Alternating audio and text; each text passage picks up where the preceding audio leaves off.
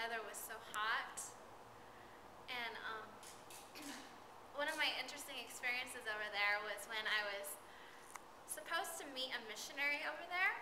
They were supposed to pick me up, but I apparently went past, there was a certain checkpoint where I was supposed to be meeting them at, but I ended up going past there, and I ended up crossing the street to the other side of the street, and I was on the wrong side of the street, and I had no idea what I was doing.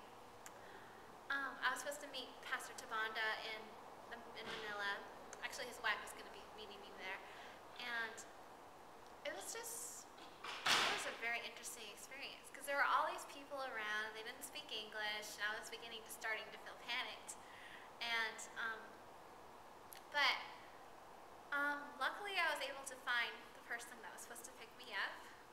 So she ended up taking me to my next airport, and then I flew from there to Cebu.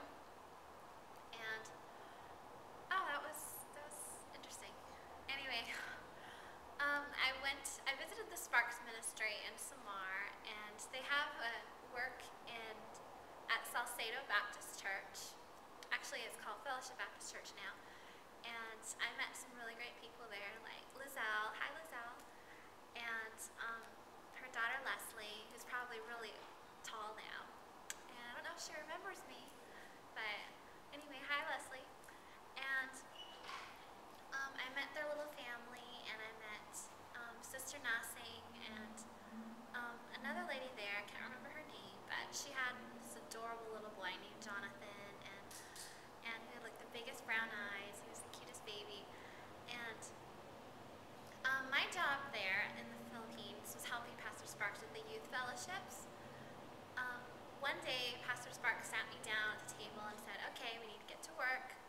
And I ended up writing down a plan of what we were going to do for the youth fellowship. And the first youth fellowship I was part of was the one in Salcedo. And we came up with all these games that we could do with the kids, and some things like in America you take for granted. Like, for instance, I wanted to do this game called Chubby Bunny, and you're supposed to put like these humongous marshmallows in your mouth, and then you're supposed to see how many could fit in there and then say Chubby Bunny at the same time. Well, of course, we couldn't do that in the Philippines because you can't find humongous marshmallows there. So we ended up doing a different game, and the kids loved it. And it was the first time for me really to like stand up and lead singing. That was really nerve-wracking for me because I'm not a very outgoing person. It takes the right person to bring me up. But anyway, the Lord just totally blessed when I was there. And I remember I have this memory of, I didn't really know any of the Waray Waray language, which is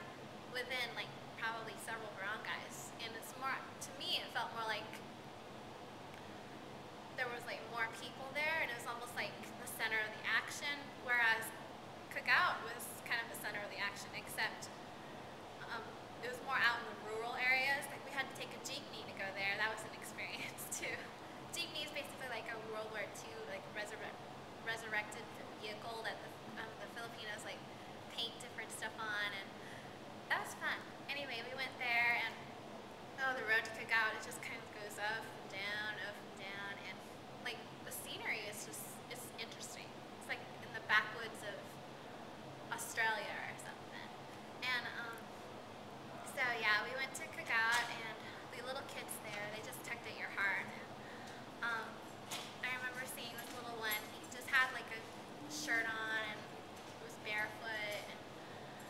And the youth fellowships, the youth fellowship there, we sang like the wise man built his house upon the rock, and like oh, be careful, little eyes, what you see, and there was this little girl there, and another time in Kagawa, Pastor Sparks does these outreaches, and where he would show video movies. Well, in like the plaza there, he got permission from like the brown guy captain, and he showed a movie there. It was a gospel movie, so it was just an outreach. And I remember at nighttime, there were like people would come into the plaza. They would be watching this movie. Of course, it was in Tagalog, since that's the main language over there in the Philippines. Where is just it's a different dialect, but and I remember I was like sitting in the back on a chair, and it was like dark, and I remember there was this little girl there, and she didn't speak English, and I didn't speak English too, but we held hands, and we were like swinging our arms back and forth, and it was just really sweet, because, you know, like Christ showed his love for people, not just in words, but in actions, and like when I came back from the Philippines, it was just, I wanted to, at first when I got there, it took a lot of getting used to, because of like the culture shock and everything. Culture shock was something I really, really had to get used to. But one thing I learned about over there is that being a missionary is not necessarily what, how do you say this? Well, God's call is not necessarily what people would call the easiest thing to follow. But, I mean, if you surrender your heart to God, like, he's going to use it in a marvelous way. But when I was in the Philippines, it made me realize that, you know, I'm nothing. Because without God, if you don't have a relationship with Christ, if your relationship is not solid with him, you need to really develop your walk with God when you're on the mission field, or even before that. Because God takes you through trials, tribulations, and stuff. But during that time, I realized that if I don't have a walk with God, then I really don't have a ministry. So, but being there, it was just really rewarding, and I hope everyone who sees this video, I hope God does something in your heart, and that God really needs laborers over there in the Philippines, and if you want to come and help Lone Dolls and the Sparks, join us in the Philippines. I hope God calls you there. Who knows, one day he might call you back there, Jess. Maybe. I would love to go back.